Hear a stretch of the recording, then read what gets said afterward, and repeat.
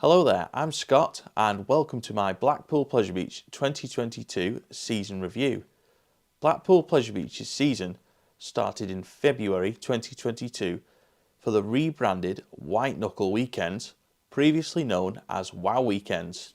This season at Blackpool Pleasure Beach started with no Valhalla, no Big One and no Grand National, which caused some complaints over the pricing of the White Knuckle Weekends, which I believe was around £39 per person.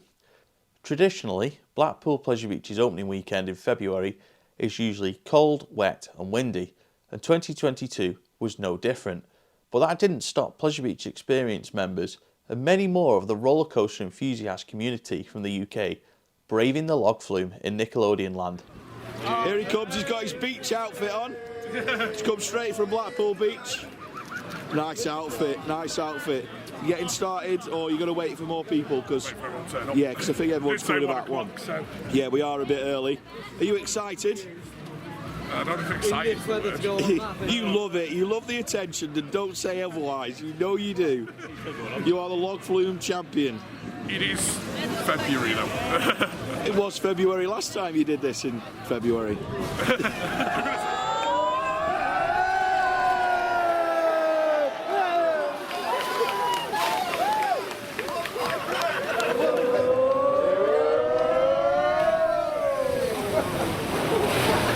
You need to go again. I'm cold and I'm wet. Really? As well as the log flume antics, other highlights in the White Knuckle Weekends mostly centred around a very snowy day at Blackpool Pleasure Beach. I think it was either late February or early March.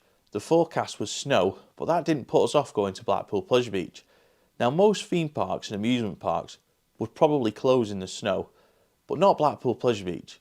And I've been to Blackpool Pleasure Beach in the snow before, so when I was reading comments online about how the weather was likely to close Pleasure Beach, I was always confident it'd be open, and thankfully it was, because it was actually one of the best days that we had at Blackpool Pleasure Beach in 2022.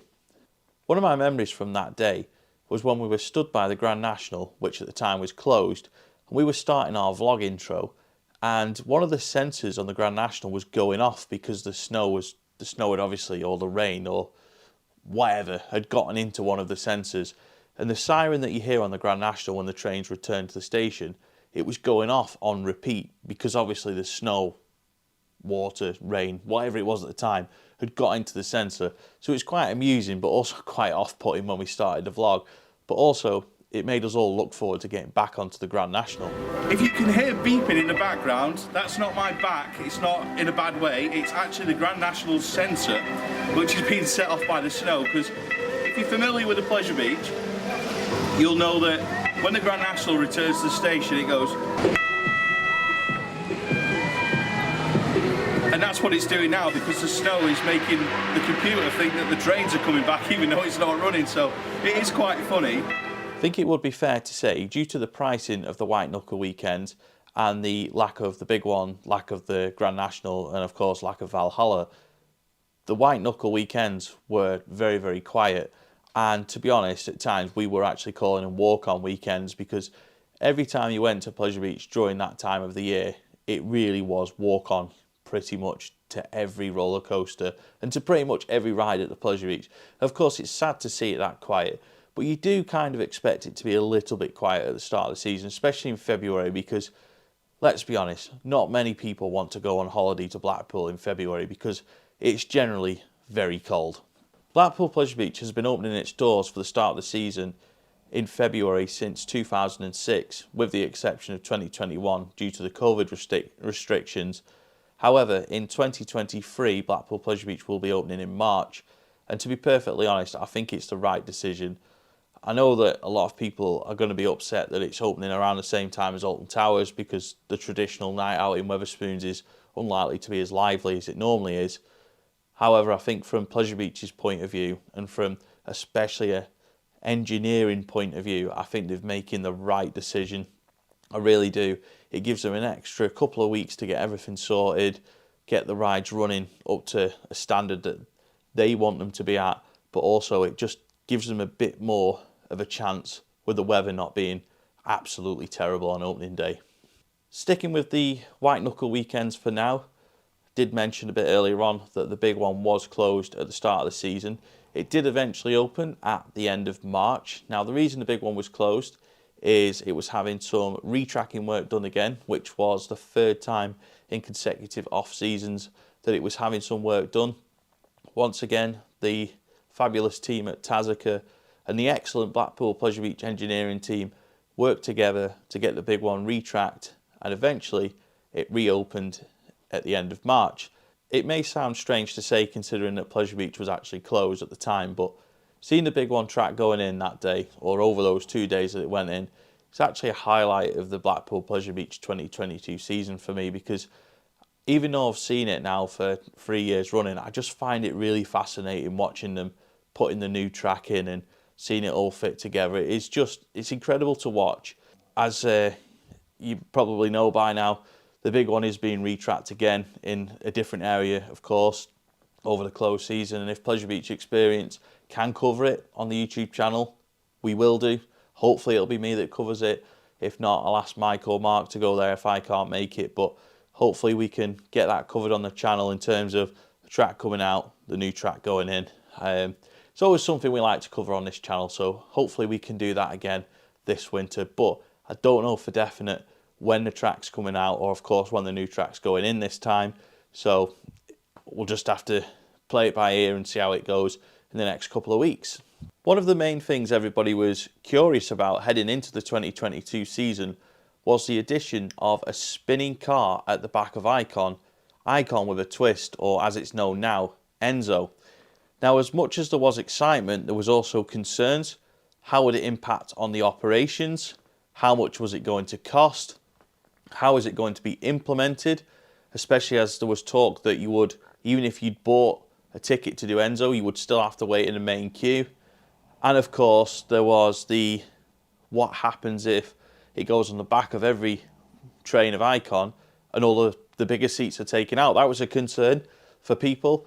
There was a lot of concern, and the concern certainly outweighed the excitement. So when we went to the preview day for it, we turned up a little bit unsure what to expect. And to be honest, we were there alongside other YouTubers who are much bigger than this channel, and they'd been very vocal about how it was overpriced and concerns about implementation of it, and they were saying everything we were saying about it, basically. I think it would be fair to say everybody who was there that day was really unsure what to expect. And I remember when we were taken to Icon Station, and the staff at Pleasure Beach on the day was saying everyone needs to do it on their own first without any cameras. And my concern with that was, at the time I was thinking, to Pleasure Beach, no, it's not very good? Or are they trying to show us it's good before we concentrate on filming the content? And it was actually the latter, because they advised everyone that we would do it on our own first, and we were all a little bit unsure why. But when we did it, we all came back to the station with a bit of a... We were smiling, but all of us were kind of thinking, well, where's the plate of humble pie? Because we've all been calling this out as it's too expensive, it's a bad move, it's not going to be implemented very well. And for my first go on Enzo, I remember waiting in the air gates, and Mark, who features regularly on PVE, came back into the station having had his go, and big grin on his face. He's like, oh mate, it's good, you know, it's really good, you're going to enjoy it. And I'm thinking, Mark's been quite vocal like I have about how they're going to implement it, is it the right thing to do? And I'm thinking, well, if Mark's enjoyed it, surely I'm going to enjoy this. So I had a go. As it launches, I spin, going through the usual elements of Icon that you normally just sat facing forwards, getting a lot of spin on it, and I'm thinking, okay, I'm going to have to admit that this is good. And it get back to the station, and I'm thinking, yeah, this is really good. The problem is, I've said all these things about it, but they still stand. But now I've got the complete opposite of that. It's actually a really good experience. So where do I sit on this? Is it the best thing ever for Pleasure Beach? Have they done the right thing? Or is it still a bad move? And that was what was going through my head after my first go, because I couldn't get it out of my mind that it was a very good experience. But at the same time, I knew in the long run it was going to cause issues with the way it's implemented into the station, the way it holds up operations, the cost of it. All that was going through my mind at the same time of, this is a bloody good experience. So it was a bit of a conflicting day. I think I had 7 or 8 goes on Enzo. Like I say, they were not paid goes. They were Pleasure Beach's preview event. And I remember coming away from it that day thinking, it is a really good experience, but I cannot sit in a video or stand in a video and say it's value for money, because everyone has a different perception of what is value for money and what isn't value for money. You see that a lot online when people argue about park ticket pricing, Halloween event pricing, and all this. Everyone has a different opinion on what's value to money to them. And that's why in our video, I never said you must do it, you must pay for it, you must give it a go, because I don't think it's the right thing to say. I think everyone's got to make their own mind up when you're paying £15 or £25 on top of what is already an expensive day out. And I say that because whilst I've said in videos that Pleasure Beach's pricing is comparable to their rivals, which it is, it's still expensive. So when you've got that on top of what it costs to do Enzo and have your dinner, you've got to think that not everyone will want to do Enzo because of the cost. So, and I still stand by that now. However, a couple of weeks later, we did have a go on Enzo again, but we actually did it by paying for it outside of the press event, because I didn't want to just do it on the preview event, never do it again, and then be going, oh, it's great, everyone should do it online. I thought, I want to experience it as well as another customer would experience it, not on a preview day. And that was the first time when I really saw the issues with Enzo. So the issues I was seeing with Enzo that day was that not only was it holding up Icon's usually excellent operations, it made the queue in the daytime actually take forever. But when we came to do Icon Enzo at the end of the day, we were in a queue of maybe 5 or 6 people in front of us. It took nearly an hour to get on Enzo. And then when we got to the front of the queue, we were informed that because of the time it was and because fireworks were starting, we'd not be allowed to ride Enzo, but we'd paid for it. So we were like, oh, right, okay, so what happens now? And it was like, well, you can have a fast pass ticket for the next time you're here. And it's like, well, I don't want a fast pass ticket. And to be fair, I felt sorry for the staff, because they were put in an awkward position at that point in time. But also as a customer, I was extremely frustrated that we wouldn't be able to do it. Luckily, the situation was resolved and we did get to do Enzo. And let me say this, it was the best time I've been on Enzo, without any doubt. Icon had been running for, what, it opened at 10:30. We're talking it's nearly 9, 10 o'clock in the evening. It was absolutely flying, so the spinning did not stop. And I'm not normally one for spinning coasters, but that experience of Enzo was excellent. I've not actually done it since because, to be honest, I don't want to pay to keep doing it. There is some people, Keith, I will give you a shout out, who have done it over 100 times. That goes back to the point of it being, is it value for money or isn't it? Everyone has their own opinion on it. And my opinion is, it is very good, but it is expensive for what you're getting. So I'm still, at this point, even though I think it's excellent, I'm not going to sit here and say everyone should do it, because I think it really does depend on what you want from a roller coaster and what you want to pay when you go to a theme park, amusement park. Everyone has a choice on these things. Sticking with that particular day at Blackpool Pleasure Beach, it was the start of fireworks being brought back on the 10 o'clock closes at Pleasure Beach. And unfortunately, with the fireworks returning came frustration, because on all of the dates when Pleasure Beach had their fireworks in 2022, we went back to the old frustration of rides closing at random times of the day. Fireworks days are advertised as 10 AM till 10 PM. Unfortunately, on that Easter Saturday, things like the big one, the queue closed at 8 o'clock. Icon's queue was 8 o'clock. Don't know about Steeplechase and Rev. They're not the kind of things I do more than once and a visit. But walking round to the big one at 8 o'clock that night, it's like, right, we've got 2 hours. We're probably going to be able to get in the queue, get one more go before they shut the queue line. But the queue shut at 8 o'clock, and it's just like, really? And the frustration is, it's not so much that they're not open till 10 o'clock, for example, on that day. I think, for example, on that day, the big one had 10:30 a.m. to 9 p.m. on the blue boards at the entrance. The thing with that is, everyone then assumes, well, I've got until 9 o'clock to get in the queue line. But it doesn't mean that. What it means is, the queue line is going to close long before 9 o'clock, so that the ride is actually run off by 9 o'clock and definitely not running by 10 o'clock when the fireworks start. I understand that Pleasure Beach don't want to overrun the fireworks so that they're on any later than what they're planned to be on. I think everybody understands that. When it says it's closing at 9 o'clock, I think it needs to be clearer when the queue line's going to close. Is the queue line going to close at 7:30? Is it going to close at 8 o'clock? Is it going to close at 8:30? Or is it going to shut at 9 o'clock?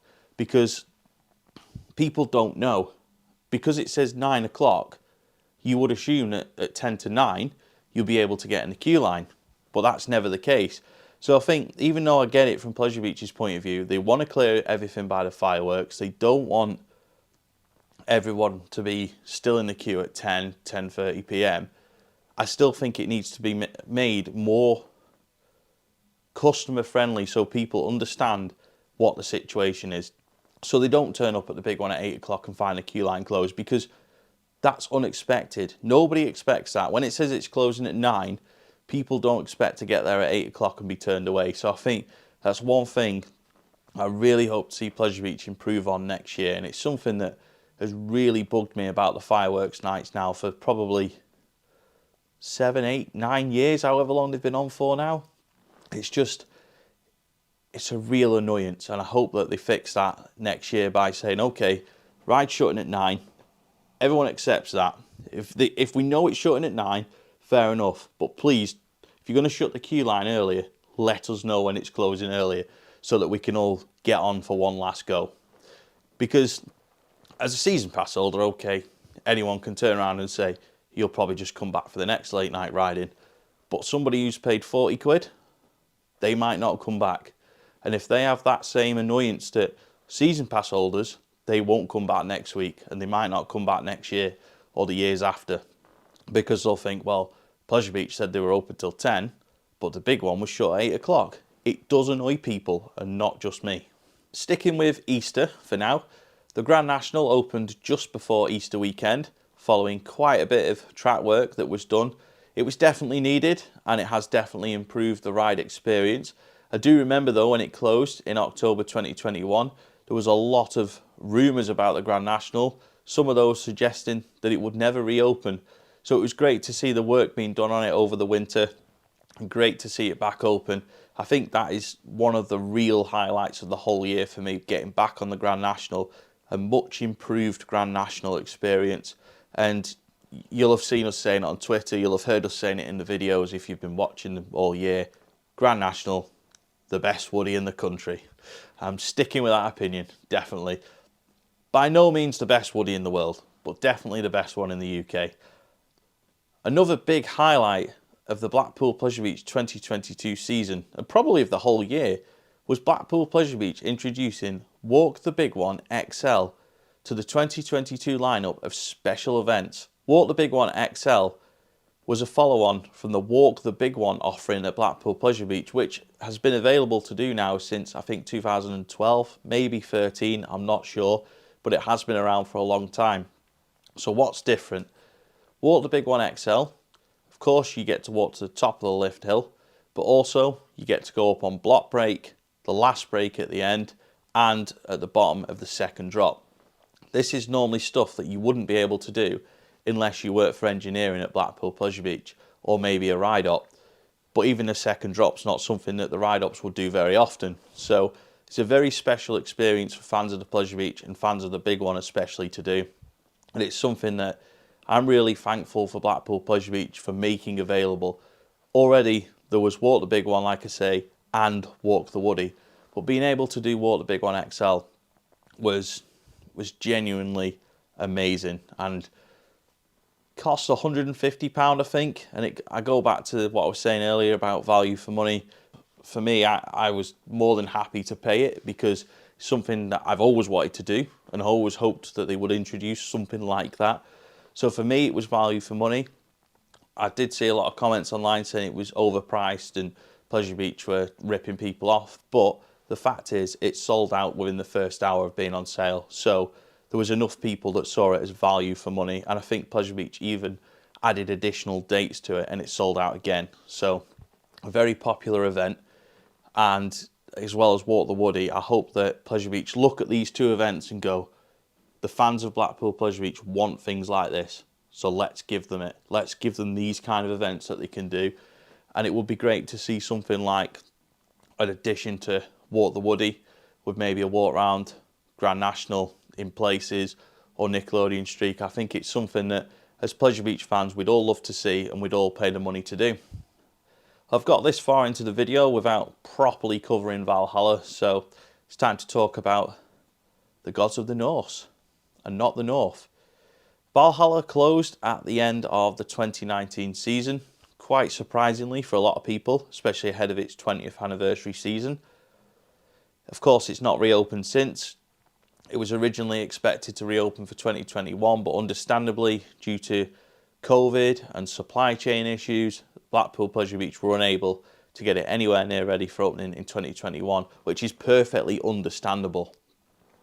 2022, I still think it was quite unrealistic to think it would open for this year, given that supply chain issues are still a massive issue all across the visitor attraction industry. But not only that as well, staffing, getting new staff into all of the attractions in the UK has been a massive problem for a lot of places this year. So getting Valhalla open for this year was always going to be difficult for Blackpool Pleasure Beach.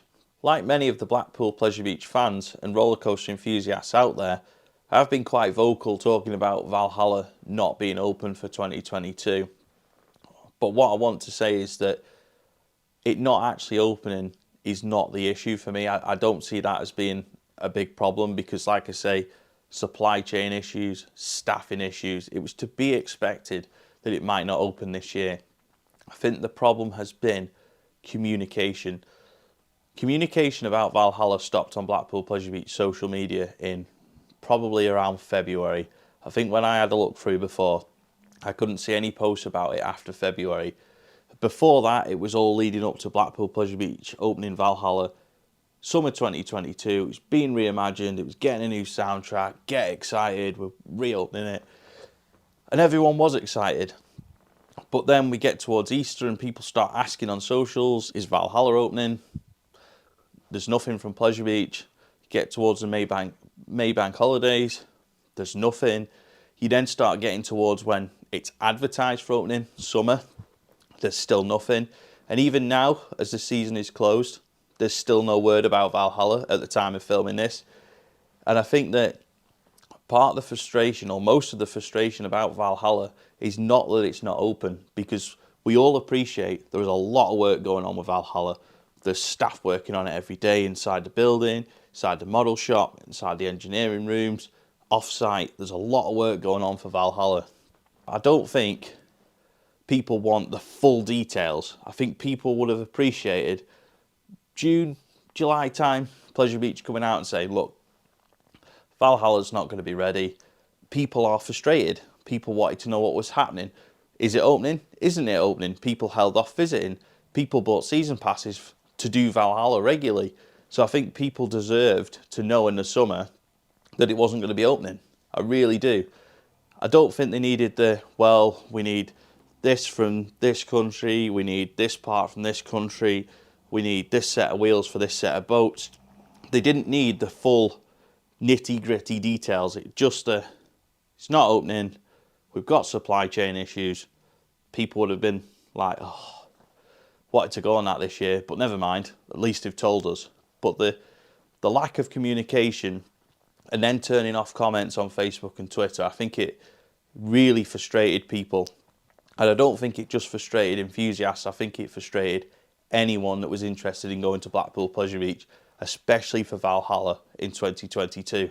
One of the big highlights of the 2022 season for me at Blackpool Pleasure Beach was without doubt our event in May. Club Pleasure Beach Experience event, that is. The day started off with an excellent ERT session on Icon. Originally, it was expected this ERT session would last for half an hour. However, it lasted for nearly 50 to 55 minutes. So a massive thank you once again to the operations team for not only extending the Icon ERT, but for also running an excellent ERT on Icon and running a competition for people to do Enzo at no cost to them. So that was a great start to the day. Also on the event was a walk around the Grand Prix track. Now, you might be wondering about this, like, why would you want to walk around a Grand Prix track? You go around it slow enough in the car anyway. But the good thing about it was, unlike when you're on the ride in the car, you could actually stop, you could look around you, take in the views, chat to people, take pictures, film it. It was an excellent experience. It's not one that I'd rush to put on an event again, because I feel like once you've done it, it'd just be the same to keep doing it over and over again. But it was great to do it when we did it. We will look to do it on an event again in the future, I'm sure, but it really was a clever bit of out-of-the-box thinking from the Pleasure Beach ops team to include it on the event, and I think it's something that we all appreciated at the time, more than we perhaps expected to.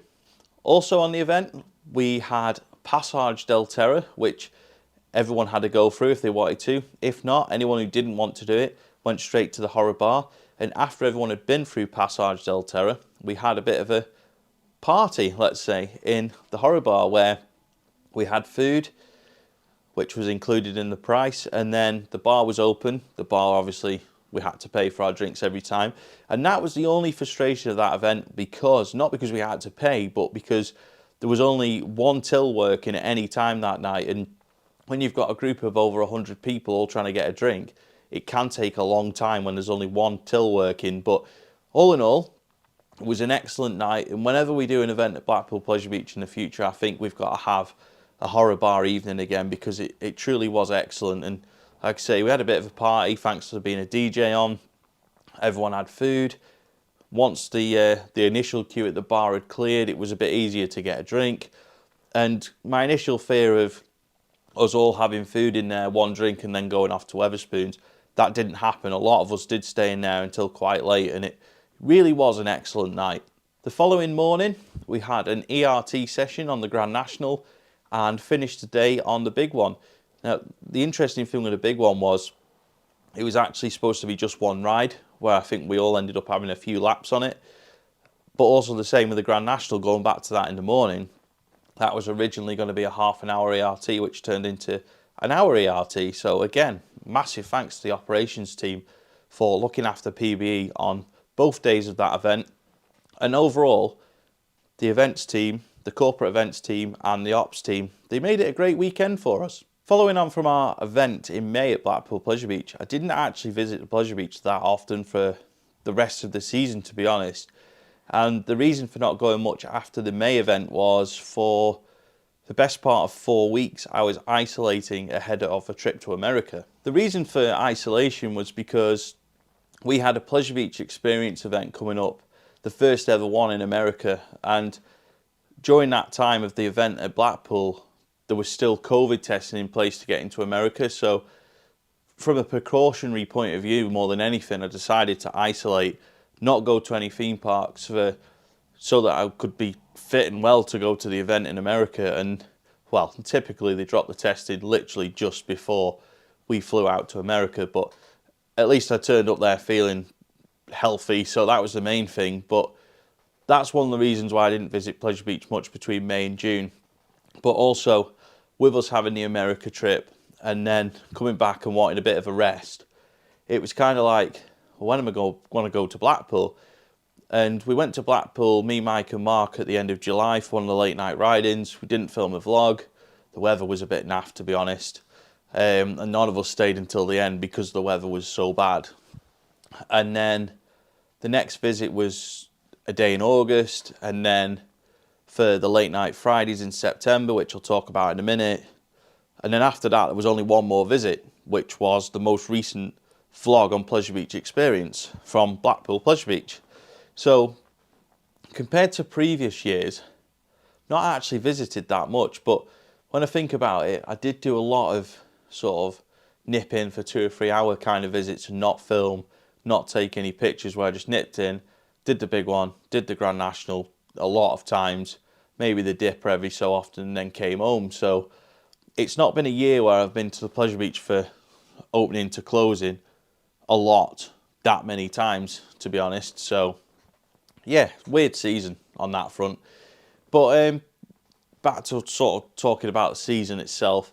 Late night Fridays in September were brought back for the illuminations. 2021, those Fridays were Pleasure Beach opening at 4 p.m. and closing at 9:30 p.m. This year it was opening at 4 p.m, closing at 9 p.m. I think the price was actually similar or maybe more expensive than they were in 2022. I can't say for sure, if I'm being honest, but it was, once again, like the late night Fridays last year, a real shame to see Blackpool Pleasure Beach so quiet. It really was a case of, if you wanted to go on a ride, you just walked straight up the queue and got straight on the coaster train. Now, of course, if you only go to Blackpool Pleasure Beach once, that is fabulous news. But when you go often and you want the best for the Pleasure Beach and you want to see the park busy and thriving and people in there having the best of time and Pleasure Beach making lots of money, it's a little bit sad to see the park so quiet. And that's how it was on the September Friday that I did this year. But on all of them last year, it was like that. So I don't know what's gone wrong, because lots of people comment on Facebook, oh, I remember when Blackpool was open till midnight.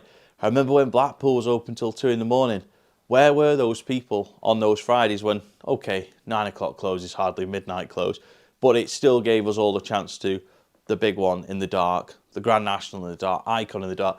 And I don't know for sure, but maybe it was the pricing.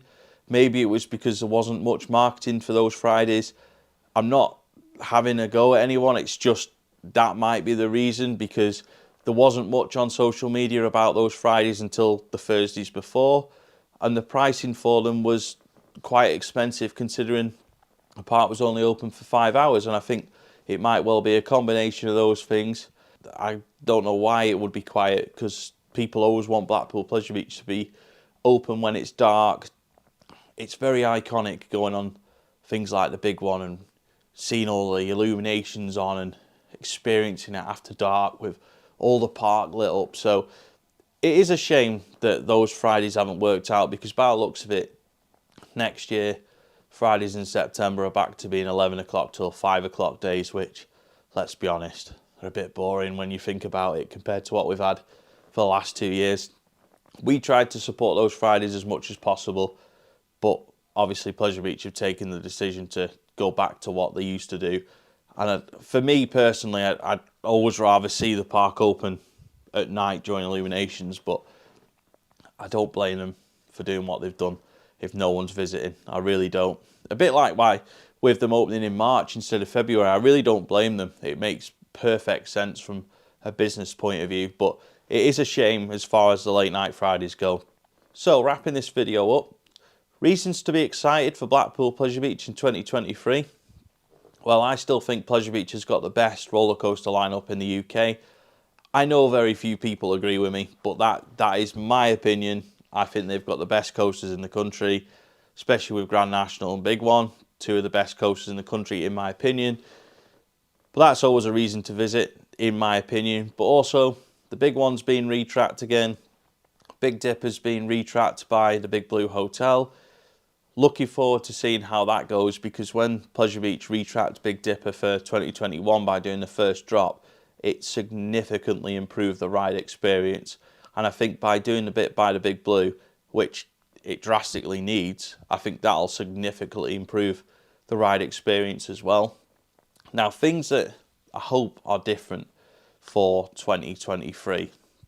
Now, this one might be a little bit controversial, and I don't want anyone to take offence from this, but I'd very much like to see Blackpool Pleasure Beach's social media team engage with their fans like they did in 2020 and 2021, and not how they did in 2022. You look back to how it was in 2021 especially, Pleasure Beach's social media across all platforms were very proactive in engaging with their fans, having a bit of chatter with them about, even having a bit of banter with the other parks. If, say, someone tweeted saying, oh, Blackpool Pleasure Beach is better than Alton Towers, Pleasure Beach would jump on it and be like, yeah, of course we are. and then Towers would get involved, Thorpe would get involved, Drayton Manor would get involved, and you just see all the brand pages from socials having poking a bit of fun at each other, and fans would get on board, and then people who perhaps aren't, you know, loyal fans of Pleasure Beach or Towers or Drayton or wherever, they'd look at it and go, oh yeah, Drayton Manor, or oh yeah, Blackpool, or oh yeah, Alton Towers, not been there for a while, and then they click on the social media pages because they see it coming up on all their feeds because everyone's talking about them and they're talking about each other, and it just gets that bit of engagement going for everyone on social media. But the main point I'm trying to make here is that social media for Pleasure Beach during the COVID years, let's say 2020, 2021, was very different to how it was in 2022. In 2021, you didn't see comments being turned off when people were asking about Valhalla, or when rides would be opening, or if things would be closing early, or just asking tricky questions. Pleasure Beach always replied to people. They always had a bit of banter with their fans. They were always very proactive with chatting to their fans on social media. And it was always great. It was a great time to be part of that. It was really good. I'd never seen that before. Like the way it was in 2020, 2021, I'd never seen Pleasure Beach like that on socials, and it really was great. And then 2022, it's been very different.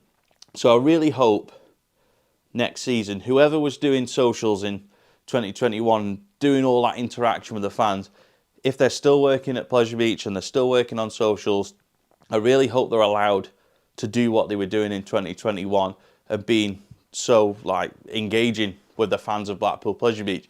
The fans of Blackpool Pleasure Beach are very loyal fans. We've seen the park remove a lot of rides. We've stuck by the park.